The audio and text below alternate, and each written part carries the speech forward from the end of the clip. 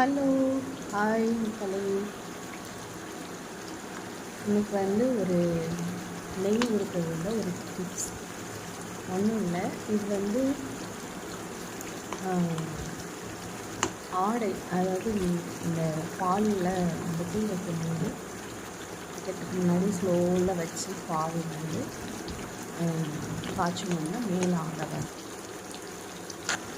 அந்த ஆடையில் மேலே இருக்கிற ஆடையை எடுத்து வச்சுட்டு எடுக்கிறது தான் ஒரு 10 டேஸ்க்கு. இது என்னென்னா, நம்ம இப்போ காய்ச்சணும் இல்லையா, அந்த காய்ச்சின நெய்க்கு அடியில் இருந்துச்சு பார்த்தீங்களா வெள்ளையா, அதை எடுத்து தனியாக வடிகட்டணும்னு, நெய்யை தனியாக வடிகட்டணும்னு, அதுக்கு கீழே இருக்கிற அந்த வெள்ளையாக இருக்கிற அந்த ஆடை இருக்குங்களா, அந்த வெள்ளையாக இருக்கிற அந்த ஆடையில் தண்ணி ஊற்றி நல்லா கொதிக்க விட்டுட்டு அப்படியே மூடி போட்டு ஒரு கிண்ணத்தில் ஊற்றி ஃப்ரிட்ஜில் வச்சுட்டோம்னா, அடுத்த நாள் பார்த்திங்கன்னா அந்த நெய் மிதந்து வருது பார்த்தீங்களா, இந்த ஸ்பூனில் வருது பார்த்தீங்களா, அந்த நெய் திரும்பி உருக்கி நம்ம ஒன்று சேர்த்துக்கணும். இந்த முன்னாடி உருக்குன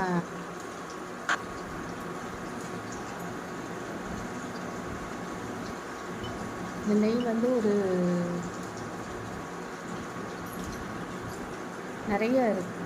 அப்படியே அந்த ஆடையில் அந்த ஆடையிலே அப்படியே இருக்கும் இல்லையா, அந்த நெய் மிச்சமாக தண்ணி ஊற்றி கொதிக்க விட்டோம்னு இவ்வளோ நெய்யாக அந்த ஃப்ரிட்ஜில் வைக்கிறதுனால அந்த நெய் நல்லா சேர்ந்து மிதக்கும், நல்லா கட்டிக்கலாம். ஏன்னா ஜில்லுன்னு இருக்கிறதுனால நெய்யெல்லாம் அப்படியே ஒன்று கூடி அப்படியே கெட்டியாயிடும். அதனால் அதை நம்ம அதுலேருந்து எடுத்துகிட்டு மிச்சம்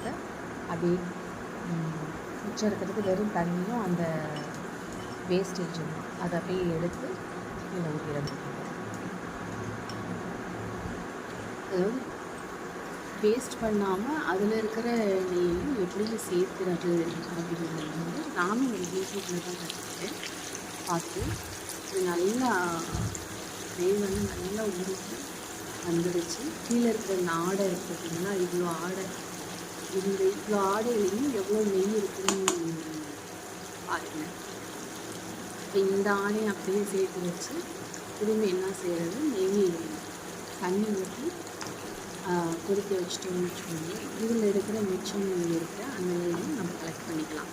முன்னாடி காமிச்சோம் இல்லையா, அந்த பவுலில் எடுத்தது, அதே மாதிரி இதுவும்